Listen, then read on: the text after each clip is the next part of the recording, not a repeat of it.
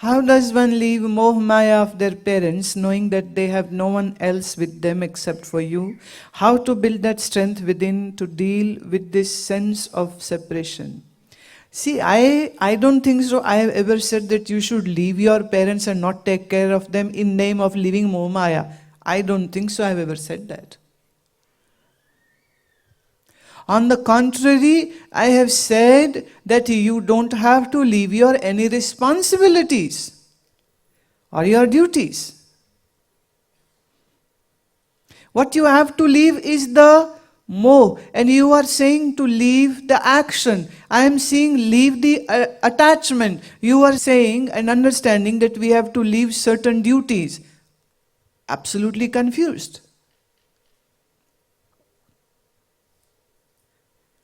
Every child is ought to take care of their parents. True. But question is, are you going to see them as your parents and then be scared of their dying and being scared of how I'll be living alone without them?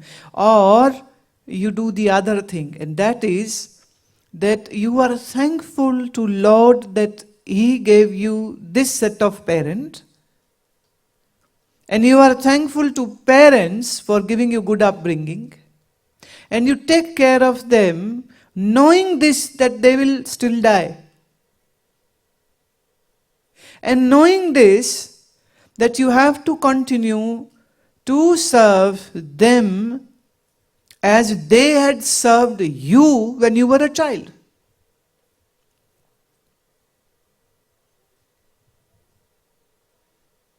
Although when parents are taking care of their children, they have great attachment for the child, and that's why they have all their hopes and dreams with the children. वो बोलते रहते ना, मैं तो doctor नहीं बन सका, तू बन जाइयो। भाई अगर आप नालायक थे तो आपका पुत्र भी वही है जो आप हो। इतना जोर मत डालो उसके ऊपर, उसको बनना हो बन जाए, नहीं बने नहीं बने। एजुकेशन दीजिए, चॉइस उसको बनाने दीजिए।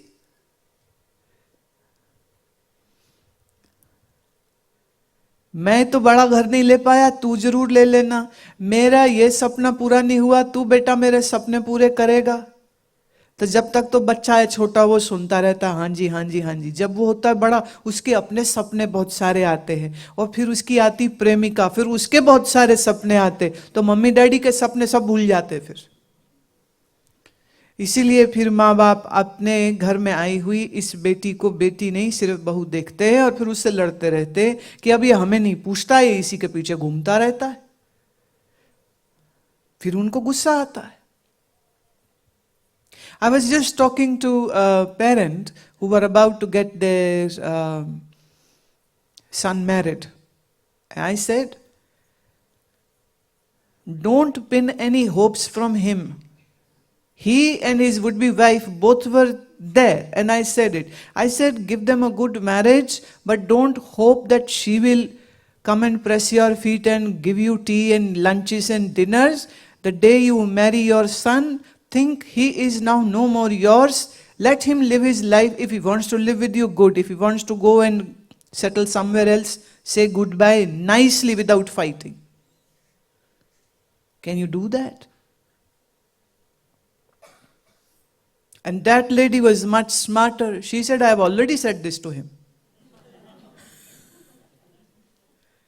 Because if he lives with me, then in a year or so, I'll have to take care of his children.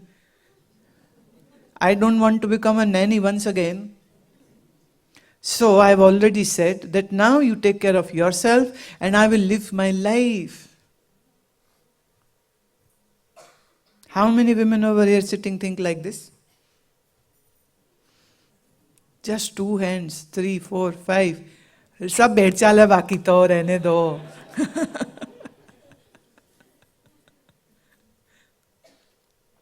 अब हम अपनी उम्मीदें अगर बच्चों के साथ जोड़ लेंगे और अगर वो पूरी नहीं करेंगे तो दुखी होना पड़ेगा।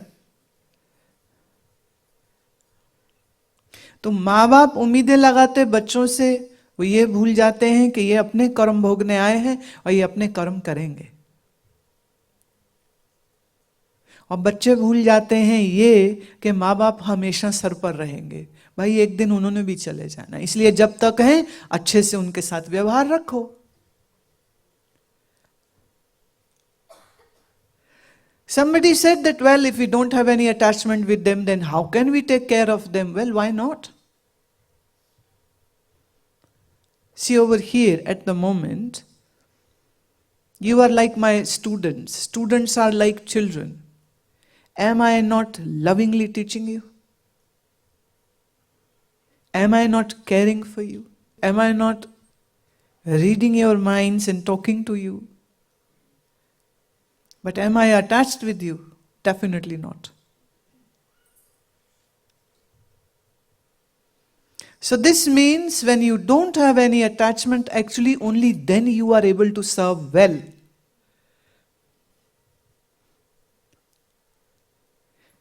एक घटना सुनाती हूं मैं। किसी के घर में मैं रुकी हुई थी, 2nd फ्लोर पे मुझे उन्होंने कमरा दिया था और जो देवी जी हैं वो नीचे थी। तो मैंने उसका नाम सुषमा था, मैंने ऊपर से आवाज लगाई, सुषमा, तो वो भागी चली आई। क्या चाहिए गुरुजी? मैंने कहा कमरे में पानी नहीं है, आप पानी दे देंगे? बोले हाँ। भाग के गई, पानी ले आई। इतने में 2nd फ्लोर के दूसरे कॉर्नर में उनके पतिदेव का वो लाइब्रेरी था, स्टडी था। उसने आवाज मारी, सुषमा, जवाब नहीं, सुषमा, जवाब नहीं, सुषमा। फिर उसने आर के कहा, सुषमा, मेरे इधर पंखा नहीं चल रहा है, जरा बिजली वाले को बुलाइयो। तो कहती है, तुम्हें क्या लगता मैं खाली बैठी हुई हूं? तुम्हारे से नहीं हुआ जाता, नीचे उतर जाओ, अपने आप जाके कर लो। अब मैंने कहा देखो, मैंने बुलाया तो भागी आई, वही 2 मंजिल, और पति बुलाया। अब पत्नी की पति से सबसे ज्यादा अटैचमेंट होनी चाहिए, तो एक्चुअली उसको ज्यादा अच्छा सर्व करना चाहिए। मेरे साथ तो कोई अटैचमेंट है नहीं, मुझे अच्छी सर्विस मिली और पतिदेव को गाली मिली आगे से।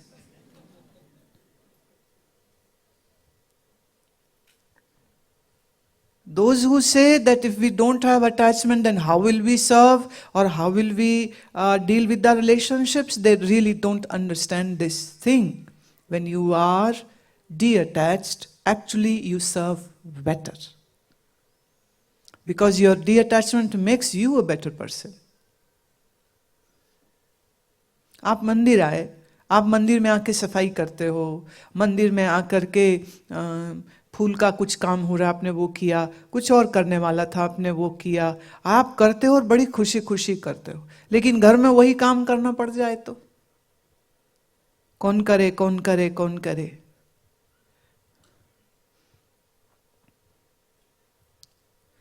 तो हम अपने मन से आसक्ति को निकालें, ये आवश्यक है। और वह आसक्ति तभी निकल सकती है, फिर से बात मैं वहीं ले आती हूं, जब हम इस बात को समझें कि हर व्यक्ति का हमारे साथ एक कर्म का संजोग है।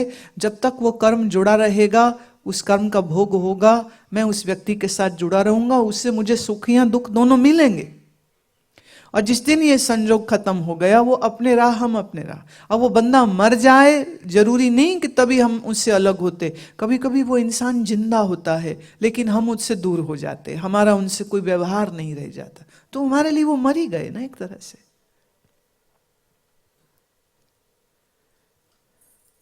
अपने कर्तव्य कर्मों को करना ये ज्यादा सुखद हो जाता है जब हम आसक्ति से मुक्त हो जाते। यही बात क्या गीता में श्री कृष्ण नहीं सिखा रहे अर्जुन को? अपना मोह भर त्यागो, युद्ध तो करना है। मोह था तो युद्ध करना मुश्किल था, और मोह छूट गया तो युद्ध भी किया और मारा भी। अपने गुरु, अपने चाचा, अपने काका, अपने भाइयों से लेके जो जो शत्रु पक्ष के थे, अर्जुन ने सबको मारा।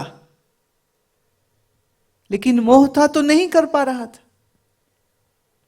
और अजब बात ये देखिए कि श्री कृष्ण ने जब उसने ये कहा था ना कि मेरा जी करता मैं सब कुछ छोड़ करके भिक्षु हो जाऊं, साधु ही हो जाऊं, भिक्षा मांग के अन्न खा लूंगा, मैं युद्ध नहीं करूंगा, तो कृष्ण महाराज डांट लगाते उसको, का पुरुष है तू, नपुंसक है तू, कैसी बात कर रहा है, भगोड़ा है तू, ये तुम्हें शोभा नहीं देता, अपने कर्तव्य को तुम छोड़ नहीं सकते हो, कर्तव्य तो करना पड़ेगा।